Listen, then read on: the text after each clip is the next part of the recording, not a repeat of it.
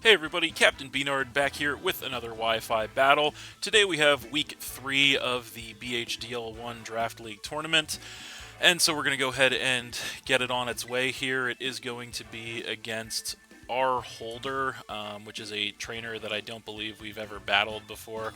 Um, so, it looks like IGN is Frisk. So, yeah, here he is, and so let's see what he brought to battle this week. He's going to have the Meloetta, so we got to make notes of everything. The Dragalge, the Torkoal, obviously, the Hisuian Arcanine, the Slitherwing, and of course the Galarian Moltres. So, I guess the surprise, there is a little bit of a surprise here. I kind of wasn't thinking he was going to bring the Meloetta, but he did, so that's a little bit of a surprise. Kind of surprised he did not bring a Chlorophyllmon, and also kind of surprised he didn't bring Regieleki. So there's a couple of surprises here for us. We'll see if we can work with it. I feel like he probably... I think we're gonna go with our plan of leading Gastrodon here, because I feel like he probably leads with the Torkoal to get the sun up. So we're gonna lead with Gastrodon and see where that takes us. But I'm actually very surprised at the fact that he doesn't have a Chlorophyllmon, because he has access to two, the Hisuian Lilligant and the Sawsbuck. So he didn't bring either one, so I'm definitely kind of surprised by that. But we'll see what we can do here to work with it and see what happens here. We have a little bit of a strategy going in, and we really want to try and get some redemption after last week, so hopefully this goes well for us, and yeah, we'll just see what happens here. So, there he is, and he's going to go ahead and lead with the Torkoal as expected, as we do lead with the Gastrodon. So, of course, this thing is going to have Drought, obviously, going to go ahead and get the sun up. That's kind of what I was banking on here, because we are actually carrying Rain Dance on Gastrodon this week, specifically for this situation to counteract the sun. So we're just going to go for it right away, no reason not to. He's actually going to go straight for a switch here, probably predicting the ground move. He's going to go ahead and switch in with the Slitherwing, which is bad news, obviously. Got the Photosynthesis, and that's going to give it an attack boost. So this thing is definitely going to be a real problem for us, potentially, as now we do get the Rain Dance, which is great. That's going to go ahead and erase the sun with the rain, so that's exactly what we need. So unfortunately, there's a lot of different things he could do here, and all of them are going to hurt. I feel like what we do in this situation is we don't stay in, because we need to keep Gastrodon relatively healthy. We have a pretty decent switch to this thing in the form of the maximally defensive Earthworm, so we're just going to go ahead and just go right into that. He could First Impressions, he could pivot out, but either way, we're going to go to the Earthworm here, as he's going to go for a Trailblaze, so that's interesting. He goes Trailblaze, so he's not going to be choice on. He gets a Speed Raise, and he is going to take some Rocky Helmet Chip, so that's really good for us. So that's very interesting that he is Trailblaze on that. So he's not going to be choice locked, so that's going to be interesting. The question is, now what do we do? That's definitely a huge surprise. So what kind of set is he going to be running with this thing? He could go for another one. I feel like we have to just attack this thing to get some damage on, although I don't know how much damage any of our attacks are going to do to this thing, because it actually has decent bulk on the physical side. Earthworm does not have the best physical attack, but even so, this is going to be kind of a rough one, actually. I feel like we just have to go Iron Head to get damage on this thing as he goes close combat. That's bad. That's going to take us all the way down to 4 HP, but we do survive in the red. He takes some defense drops, which is good. Takes more Rocky Helmet Chip, which is good. We're going to go for the Iron Head here at -1 defense. It is going to take the Slitherwing out and drop him down to 5, so that is huge for us. We get rid of the Slitherwing. It's basically at the cost of our Earthworm, but Slitherwing is a huge potential threat out of the way early, so that's good for us as he goes down to 5. Now, the only bad news about this, obviously, is he can kind of just come in here and do whatever he wants with the Earthworm on like 4 HP, so he's actually going to go ahead and come in with the Moltres here. So he could, I'm not 100% sure what he's going to want to do with this thing. The Galarian Moltres is a little bit different, obviously, than the standard one. I feel like he's probably just going to try and take us out here. I do want to get hazards up, but at the same time, if he goes for something else, it could be bad news. So I say we just have to Iron Head here. He's probably just going to take us out, as he does just go for the Fiery Wrath here. That's obviously going to be more than enough to finish the Earthworm off from that range and drop us down to 5. But Earthworm did kind of do its job there. So now this thing is in on us, and the question is, what are we going to do about it? So I feel like our best answer to this thing, what's it going to be? What is it going to be? I feel like our best answer to this thing is probably going to be our specially defensive Goodra. So we're going to go ahead and come in with that thing. I suppose we could have tried to save the Earthworm there with a Goodra switch, but I didn't really want to risk it. So I don't really see him staying in on this matchup. The only question is, what is he going to want to switch into the Goodra? It could be... He does have a few different options here. But I feel like... I kind of want to try to get a substitute set up here. I don't know if I really would just want to go straight for the Ice Beam or the Surf. Kind of want to try to get a substitute up on this thing. Not sure what it's going to want to do. Yeah, let's just go for a sub, see what he wants to do, as he does actually stay in and go for an Air Slash. Doesn't do much damage. He does not get the flinch, fortunately, which is nice. We get the sub up, which is also nice.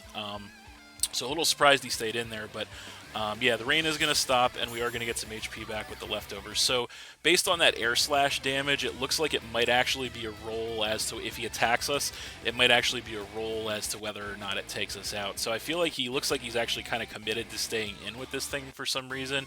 So we actually just go Ice Beam this time, I think, as he does go for a nasty plot, so that's horrifying. He's going to go ahead and get a sharp special attack increase on us as we go for the Ice Beam here.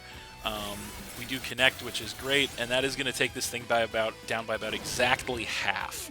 And it's going to trip his Berserk to raise his special attack, which is obviously bad news. And then he does have leftovers recovery, which is also bad news. So based on that damage, it really looks like it's going to be a roll as to whether or not that next Ice Beam is going to take him out, but we have no choice but to just go for it at this point. He's committed with the Moltres, so we gotta Ice Beam this thing. There's no two ways about it. We do have the sub up, which is good, so we can avoid taking a shot from this thing, which is nice. But yeah, we're gonna see what he wants to do here. He's gonna go ahead and bust out his Terra, so that's really bad news. He's gonna Terrastalize the Moltres. This is one of his Care Captains, one of the two he brought this week. He Terrastalizes into a Steel type, so that's really bad news. That is very bad news for us, actually. So he's going to go for the Fiery Wrath here. Obviously, the sub is going to take the damage for us, which is what we need. So obviously, that's going to be more than enough to break the sub here as we go for the Ice Beam. It is going to be resisted now, which is awful. It does a little bit of chip damage and activates his Berserk again? What? That's the way Berserk works? That's weird. So I did not know that that's the way Berserk works, but apparently that's the way Berserk works. So that is awful. So Berserk apparently is going to activate again, and now he is at +4 special attack. So this is horrifying right now, actually. I think we're in a situation where we have to give this thing something, which is really bad. But I don't really want to give it Goodra, because Goodra looks good for a lot of what he has left. So we got to give this thing something so we can get a clean switch right now. And I think it's got to be Pink Urchin. I think has to be the probable sacrificial lamb at this point, because this thing is set up 6 ways from Sunday. So yeah, we go Pink Urchin as a sack swap, essentially, is what we have to do here. We have to get Goodra out of there. So yeah, I did not know Berserk worked that way. If his health raises above half and then drops below again, it trips Berserk again. So we get the Electric Surge to set the Electric Terrain up, which is good news with the Pink Urchin, as he goes for Fiery Wrath at +4. I don't think there's any way we take that. No, there's not. So Pink Urchin goes down there, and we go down to 4. So this Galarian Moltres is definitely putting us in a rough spot now. The only positive thing at this point is that we do have our Choice Scarf Iron Moth that we can come in with. So we're coming in with that thing 100% here.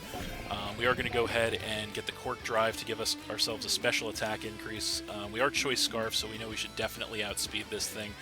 We cannot afford to make any kind of risky prediction against this thing right now because it's at +4. So we have to just go Fiery Dance here. There's no two ways about it. He is indeed going to withdraw, but yeah, we have no choice. We cannot make a risky prediction like that in this situation. So he's just going to go ahead and switch the Dragalge in as we go for the Fiery Dance. It is boosted by the Cork Drive. Still not going to do much of anything to this thing, so that is unfortunate. But yeah, that is unfortunate. So now we have to... we also have to be very careful right now because, unfortunately, we're in a situation where our terrain setter is gone. So once the terrain is gone, we're not going to be able to reset it. So I feel like the only thing we can do here is probably just go back into Goodra. So that's what we're going to do. Obviously, being Choice Scarf locked, we can't stay in with Iron Moth. So we've got to go back to Goodra here.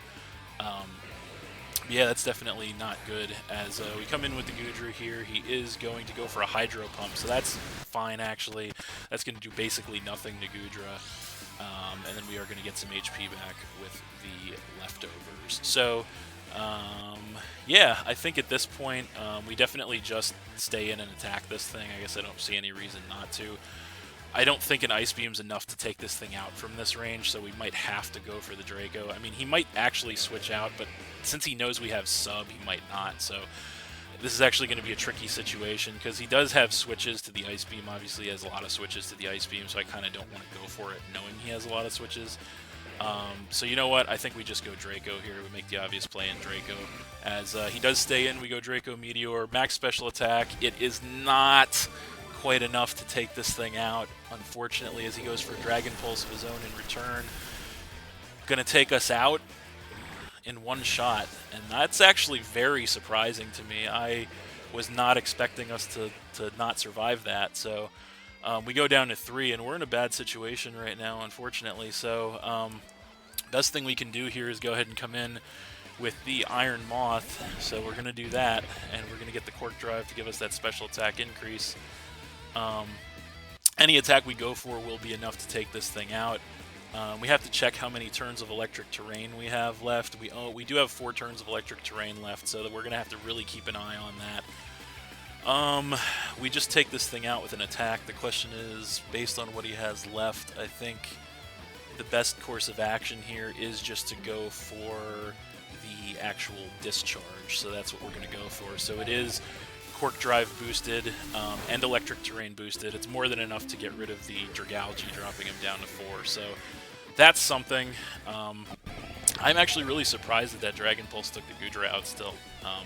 That is a surprise to me. So anyway, he goes down to 4, which is good. Now he's going to go ahead and switch in with the... oh, there's the Hisuian Lilligant. I don't know why I am stupid, because I thought that was... Meloetta, so never mind. I guess the sprite's a little too small on my screen here. But anyway, he comes in with the Hisuian Lilligant, which is bad news, obviously. Specifically, since we're locked into Discharge. He knows we're locked into Discharge. So the only thing we can really do at this point, we're in a bad situation, I think. But the only thing we can really do here, I think... he's going to go for a Victory Dance. That much is obvious, I think. But yeah, we just switch in with Hawlucha here. I guess that's really the only play we have. We have to, I guess it's kind of now or never for Hawlucha. So we're going to go ahead and switch the Hawlucha in here. Obviously, we can't switch the Gastrodon in on a grass type, so go ahead and pop our Electric Seed, get our defense increase, which is something. He does go for the Victory Dance, of course, so that's going to go ahead and give him that all those attack, defense, and speed increases, which is terrifying, obviously. Unfortunately, I don't think we can... I think we should be outspeeding this thing, but unfortunately, I don't think we can...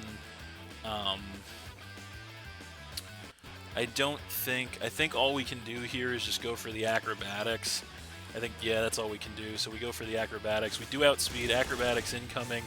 He's got a Focus Sash, unfortunately, which is really bad. He's got the Focus Sash. What move is he going to have? He's got Ice Spinner for us. And we can take one, though, but that is going to destroy the terrain, but that kind of doesn't matter because we do have our boosts. So we go Acrobatics again, 100%. He's actually going to go for the switch, which is interesting. And he's going to be switching in with the Torque Hole, so that's going to go ahead and increase, get the fire back up to increase the sun, all that good stuff. He's got Rocky Helmet on deck, which is bad news. So there's that. Now we're in a pickle. We can't afford to switch out with the Hawlucha now that everything's popped off. We can't afford to really go for a Swords Dance either. I guess we're reduced to hoping we land a Stone Edge and hoping it's enough to take this thing out at this point. That's really all we can do.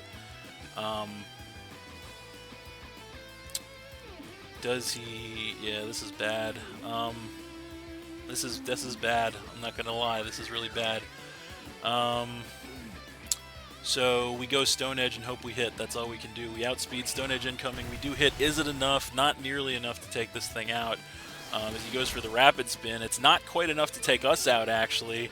But he does get the Speed Raise, obviously. So is another Stone Edge enough to take this thing out? Is the question. We're going to have to find out. I mean, I guess we could go Close Combat, but no, we can't because the Rocky Helmet takes us out if we do. We could actually, since he doesn't have Hazards up, we could actually switch here. Although I don't know if it's worth it. Because everything's popped off. I feel like I think another Stone Edge takes him out from that range. So we have to just, I think, Stone Edge again and hope that we connect. I think that's all we can do here, so that's what we're going to do. We go Stone Edge, we do connect, and it is enough to go ahead and take the Torque Hole out, knocking him down to 3, so that's something. So I think this is all going to come down to whether or not he has extreme speed on that Hisuian Arcanine, which if I were a betting man, I would bet he does. But it's probably going to come down to that, I would think. But Hawlucha does take the Torque Hole out, knocking him down to 3. Arcanine comes in, and yeah, it's more than definitely going to have extreme speed, but I mean, we really have nothing to do besides stay in at this point. I mean, we can't switch, we can't afford to switch. So obviously we go for the Close Combat here. That's really all we can do. So that's what we're going to do as he actually doesn't have extreme speed on deck. And we go Close Combat and take the Arcanine out in one shot, dropping him down to 2. So that's great news for us, actually. That's awesome. So Hawlucha is putting in the work here.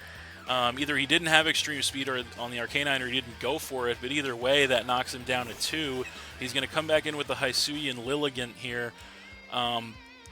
There's no reason for us not to just go for either a Close Combat or an Acrobatics. I guess it doesn't really matter. We just go Close Combat here. We know we outspeed, or we don't outspeed. What? Oh no, we don't outspeed because of the sunlight. That's right. So he takes us out with an Ice Spinner, but the sunlight does go away. Thank the Lord. So the sunlight goes away. We lose Hawlucha and go down to 2, but we do still have the Iron Moth with the Choice Scarf in the back. That should 100% outspeed this thing without Chlorophyll up. And he's got that, and he's got 2 Pokemon weak to fire, so we definitely go Fiery Dance here, as there's the Fiery Dance. We outspeed on the Scarf. More than enough to take the Hisuian Lilligant out, as we get a special attack increase too, which is actually nice. That's going to take that thing out, knocking down to just 1 Pokemon, so we've got the, he's got the Galarian Moltres left that is Terrasilize into a Steel type, meaning it's weak to fire. We're at +1 special attack thanks to that raise. We're going to find out if that Fiery Dance is enough to take this thing out. We go for it at +1. We are max special attack investment, and it is enough to go ahead and take that Galarian Moltres down.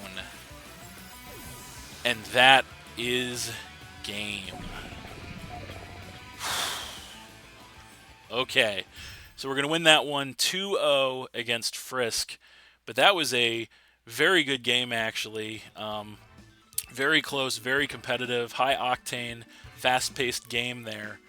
And thankfully, the sun faded in time for us to be able to come in with the Choice Scarf Iron Moth and take care of things. So Whew, that was an intense one. It really was.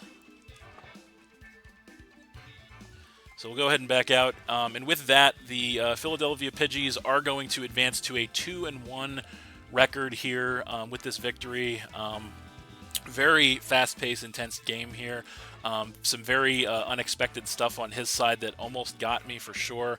I'm glad that we were able to pull through, though, because like I said at the top of this one, we really needed this victory this week after what happened last week. So, yeah, as always, I'm going to go ahead and leave it there at this one, and then in a couple days we're going to come back with the weekly recap / preview video. So, yeah, that's it. Thanks for watching again, everybody. Hope you all enjoyed. Please hit that like button, leave a comment, and or subscribe if you did enjoy, and stay tuned for more new battles in the future.